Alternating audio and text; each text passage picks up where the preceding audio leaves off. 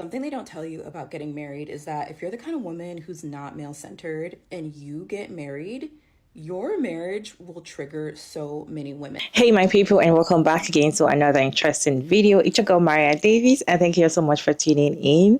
In another interesting video, we are talking about two things in today's video. First of all, we're talking about the perfection that other women expect women to have when it comes to this 4B movement, the whole movement, feminist movement that is going on, right?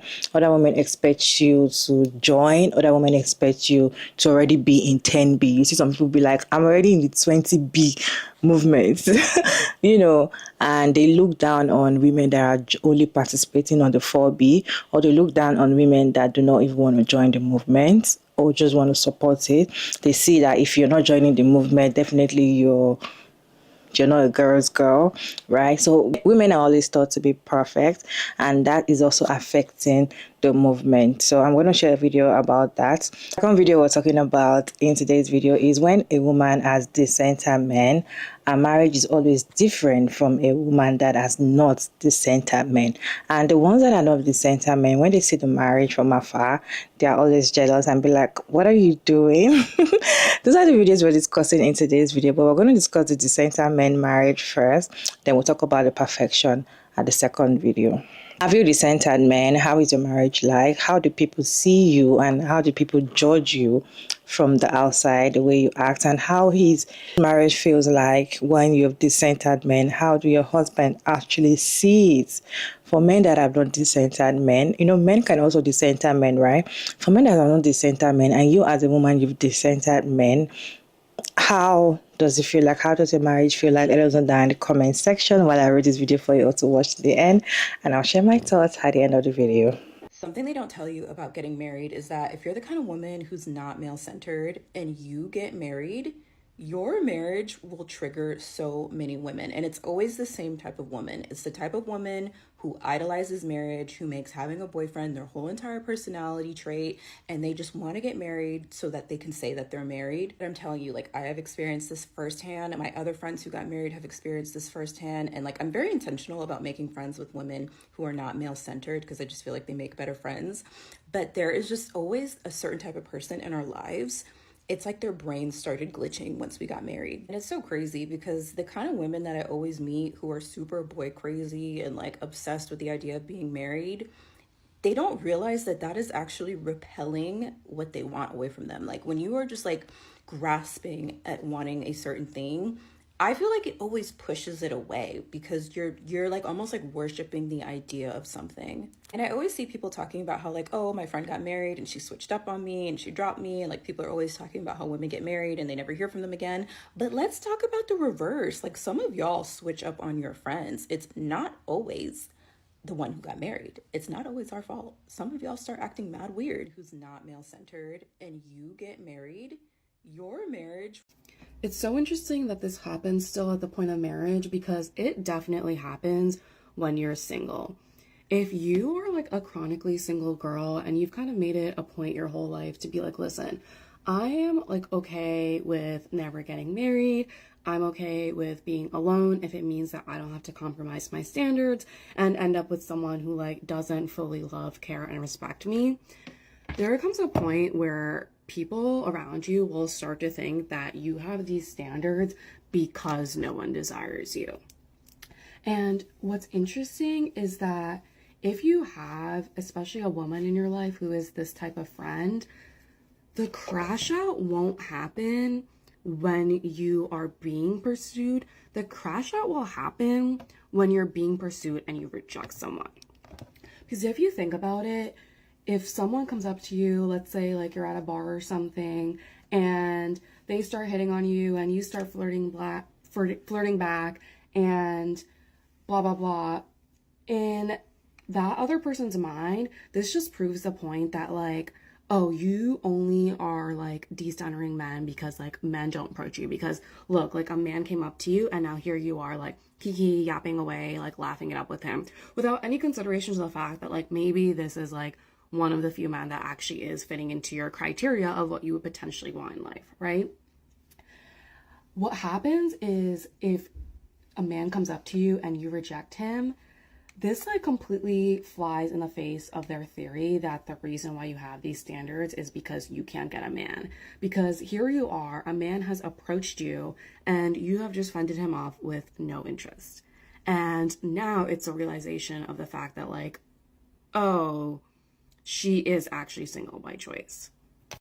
And I don't think this is like that crazy to realize this happens so often, because think about how many like older women are the biggest perpetrators of misogyny in like an individual woman's life. Because there's a lot of older women who have spent their entire lives dedicated to being a good woman and a good wife and doing everything right according to what society has said is right for a woman. And that's why she thinks she has this like good life and she's treated well and blah, blah, blah, blah, blah. And then she sees a younger woman who kind of does whatever she wants, whether it's in terms of her career or her sexuality or any of her like life choices. And they see that, oh, she's still like loved and respected and has a good life and is like super happy with herself. It causes this level of like rage because they realize that could have been them. They too could have lived their lives how they wanted and still been happy. And so your choice is either to accept that you made bad decisions in life or to crash out. And a lot of people choose to crash out. Women that have not dissented men, I would see them as women that are pick me's.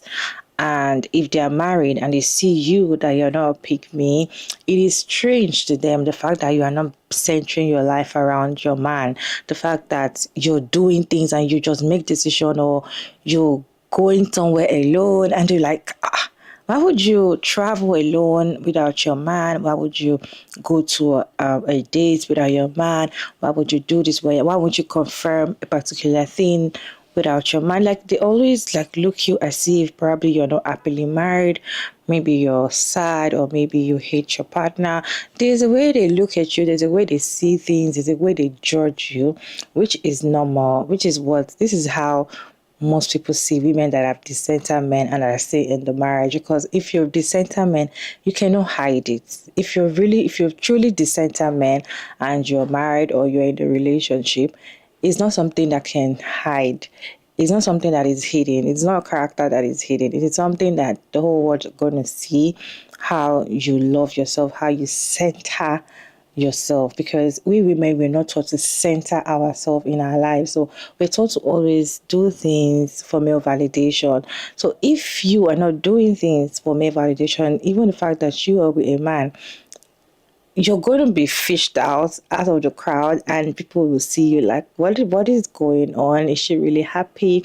Is the man really happy? What is really going on? People are definitely going to judge you, and it's kind of different. And she also talks about friends that leave you when after you get married. That is not always the married woman that will leave a friend. It is also the friend sometimes that will leave our friends that are married, right? And this is very common where I'm from. When you're married, so far you're married, you're like, before you get married, a bride to be will look for friends that she has been speaking to. She's started having sense. She will look for every friend. That's where I'm from. I'm trying to tell you how a wedding is. She will look for friends, so that because she want to have like a group of friends. They call it bridesmaid or ashwabi girls. Ashwabi girls. So they're gonna wear the same clothes. She's going to sell clothes for everybody. Give them gifts. They will give her gifts. So she will look for girls that can represent her and dance with her at the wedding. So she will look for single. Most of the time, most of the people that are always available are the single ones. So single ones are going to be available for the whole occasion. They'll buy the clothes, no matter how expensive it is. They'll look very good. Like, we always look good when it comes to wedding. Even if it's not your wedding day, you will call a makeup artist, you will leave your frontal, you will tie your, yeah, we are always looking good. Go check Nigerian girls when it comes to wedding. We take it like up here when it comes to attending wedding, right? So this puts in a lot of money. So I'm trying to say that the bride look for girls to be their friends. So immediately after the wedding, she will still like communicate. Thank you all so much for representing. Thank you all so much for coming. Few months later, you start seeing that the particular friend will start dragging behind. Like when you start like, let's hang out, she's like, I'm married. Let me confirm with my husband. She'll start, keeping distance and start giving excuses. Then when you eventually hang out with that kind of person, all they talk about is my husband, my man, my man. And because you're single, the conversation is boring because that's not the kind of conversation you guys were having before now. And some might even get pregnant immediately. Some might even get pregnant immediately. And that is even worse because once a lady is pregnant, all she talks about is my baby, pregnancy, my baby. And you that you're not even in that space, the conversation is always boring. Trust me, it's always very boring. So those are the reasons whereby married women will just leave their friends that are not single because at the end of the day, you cannot relate to conversation anymore. Even you as a single friend, you're already getting bored with that kind of conversation. Imagine you can always call your friend at any time, but now you have to wait for like 6 months before you can see them or hang out with them. But then there are some friends that will eventually leave you just because you're married. And I feel like they leave because they don't want you to leave them. They want to leave because they know that eventually you would leave them. Because at the end of the day, both of you life is not it anymore. That is why you see some friends that before they got married, they were very close. And when one of them get married, they're already apart. Most of the time, it's not jealousy. It's just that things are not the way it used to be. Conversations are not the way it used to be. You are not always available the way you're supposed to be. It is few friends that will stick by you when you're married or when you are doing something different from them and both of you are not in the same pace. It is few friends that will stick by you when it comes to that stage. One that have not the sentiments, they are just there just because they want to be called Mrs. So person. I am a Mrs. You see them, if you call them by name, I went to get a pizza one day and there was a lady, I think she's married, right? She was in front and they kind of called her a name or something. She's like, no, I am Mrs. Like she had to like, no, I am Mrs. Like it was like an achievement for her, which is okay. But I just find it like, guys, not that deep. Anyway, some people actually see it as, they just want to be married. They want to be called that Mrs. That is why they are married, and that's why they will stay in that marriage, even if the marriage is hot for them. What is your take on this conversation? What does the century men feels like when you're married? Can you share your thoughts down in the comment section while we roll the second video talking about perfectionist, while women always think that everything we do needs to be perfect, and now this movement we also doing it like it needs to be perfect. Let me read this video for you all to watch to the end and I'll share my thoughts at the end of the video. Alright, y'all. I want to say that 4B, 5B, or 6B, or 7B, or escape the corset, or all of it. There are some people who feel like if they don't do something, you're kind of doing something wrong. And also, like, they're like like 7B might be the superior and like 4B is inferior. Not at all. It's just the point that you could choose, you choose. And it's the feminist movement and all of your energy and your life is most important part of it. So if you could do it, yes, you do it. But in the some point that you feel like, oh, I think I cannot afford this, that means you do the people say like the lower level, but I don't honestly believe that's the lower level. So for me, honestly, I could do 5B, but I do my best to do the 6B, but sometimes there's some time that I really have to compromise. In that part, I feel like, okay, this wasn't that full enough, but that's okay. So I know a lot of women have perfectionism, and that makes us to, even though with the movement of single one, you guys wanted to do perfect, because we're like taught to always become perfect. But that doesn't mean that you guys could blame to others who are, for example, let's say I'm the one who are doing 7B. And that doesn't mean that I could blame other women who are just doing the 4B. Because we are all like sisters, and we are all just one group of people who are trying to protest our rights and protest the woman's right. So at the same point, that means that we cannot blame ourselves as well. Like, sometimes I do feel in that way too. When I was getting off from the corset, getting off from the escape the corset and taking the makeup again, I felt like a lot of like heavy guilty that I am doing, like wearing a corset back, and I am wearing all that makeup back, and I am like like having a long hair, and that I was feeling like I'm the person who are giving the bad effect on women's right. And honestly, we're not that big enough. So what makes us big is if we become all in unite, and the single one people like collected into a big amount of number, that makes something different. So please don't attack other women just because they are not perfect enough. And also, don't attack yourself. Don't make a guilt on yourself about not being a perfect. So, you know what? Men, even though they are doing all those shitty things, the men always come out and saying, I am perfect. And one of the interesting thing is that if you ask to women and men about how did you do on your test, women, even though they did really good job, they always say, maybe B, because they don't want to say that they got an A and actually come out not A. And the men, even though they have a shitty like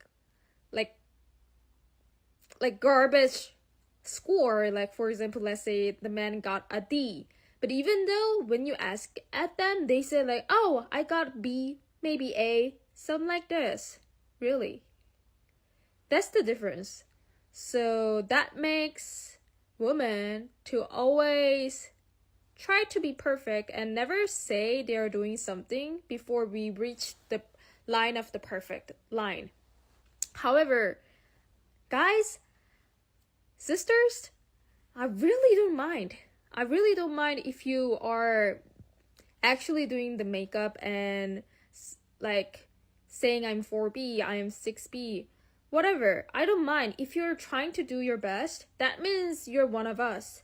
But at the same point, please don't do that as well. It's okay to not be a perfect individuals, but at the same point, don't try to blame the other one who are actually doing that movement just because you feel, okay, I'm not perfect, that means I should make the other ones to become not perfect as well. So I look this a lot of time. For example, let's say I am doing the escape the corset movement, and at the moment when I was getting the corset back, at the moment that I was having the makeup back and having a long hair back, I was feeling like I was like trying to make myself the reason why I am doing this. And this happens to everyone.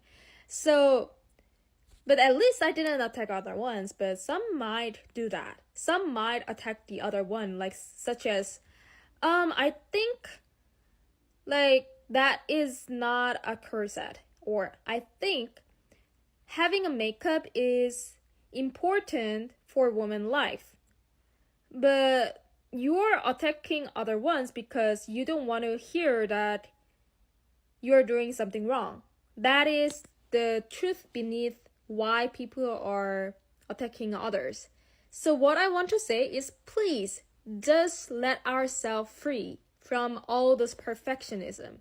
That makes us not only make us free, but also make all of the women stop blaming the other woman as well. And that makes a big difference, I believe. So that was all I want to talk about.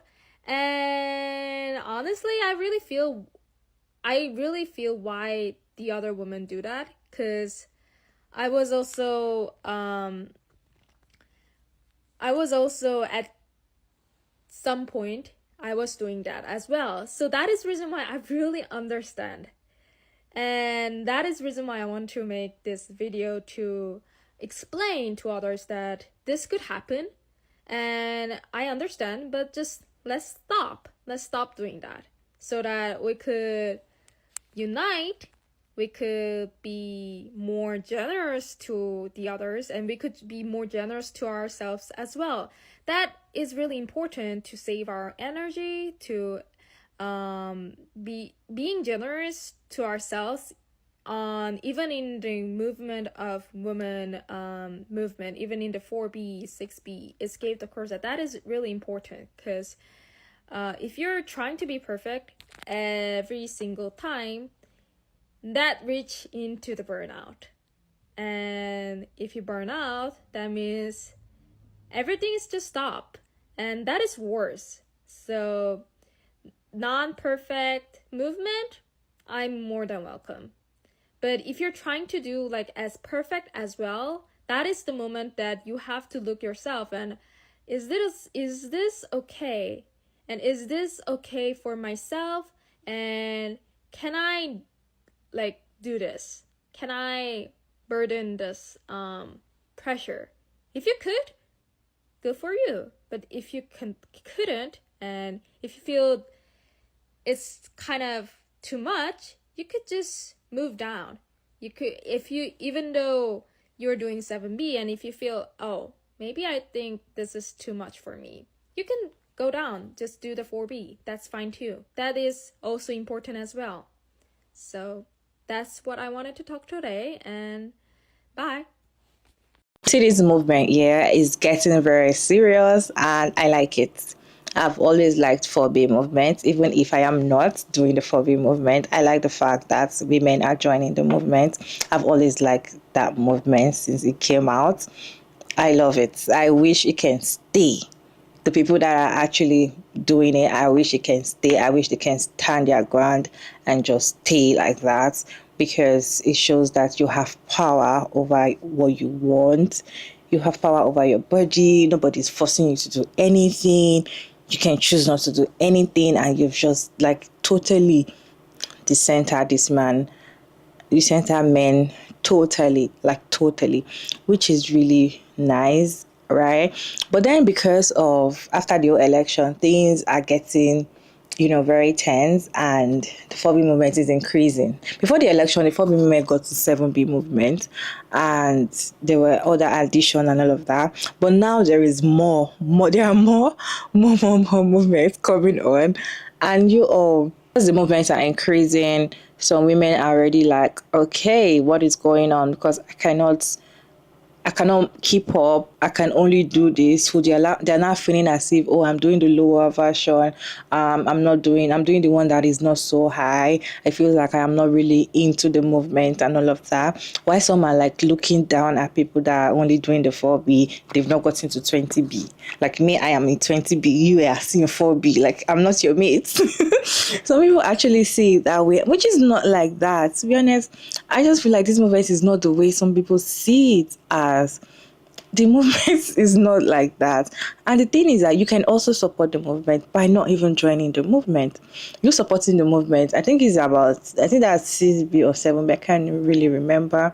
You can only do 5B, you can only do 10B, you can just support women, or you cannot even do anything. But the fact that you support women or dissent women totally, you're already joining the movement, you're already in the movement. It's like you're accepting the movement, right? But the fact that some women feel like it has to be perfect, oh, there's already 25B, oh, I'm joining. You don't even want to know what's going on. You don't even want to know if it's something you can continue with. You just join it. I just feel like you're trying to be perfect, and which is how we women we're trained to be. We always want to do things perfect. Most of the times, we always make sure that things are done perfectly. Like we always want to do things thoroughly, right? And that is affecting the movement. So I kind of agree with her. When I saw the video, I was like, this is exactly what's going on. And I love the fact that she addressed it, that Phoebe movement can be a non-perfection movement, which makes sense, right? You don't have to be perfect with it. Just do what you can. Also even do 3B, like no children, no dating, no smacks, and no marriage.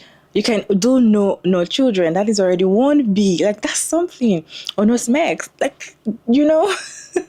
You don't have to, I must do 10B, I must be, oh, there is already 30B. I want to join the 30B. Oh, this is the movement we're doing. Oh, I want to do it because you want people to feel like you're on top, right? I'm not saying don't do that, but it's not something you must do. Like you must be perfect in all of that, and looking down at people that are not joining the movement. I feel like when a woman come and say, I am not joining the movement, people are going to attack the person. Like, it is what it is. What is your take on this video? Let me know your thoughts down in the comment section respectfully. And thank you so much for tuning in today's video. Check out Mara Davis, and I'll see you in my next one. Bye.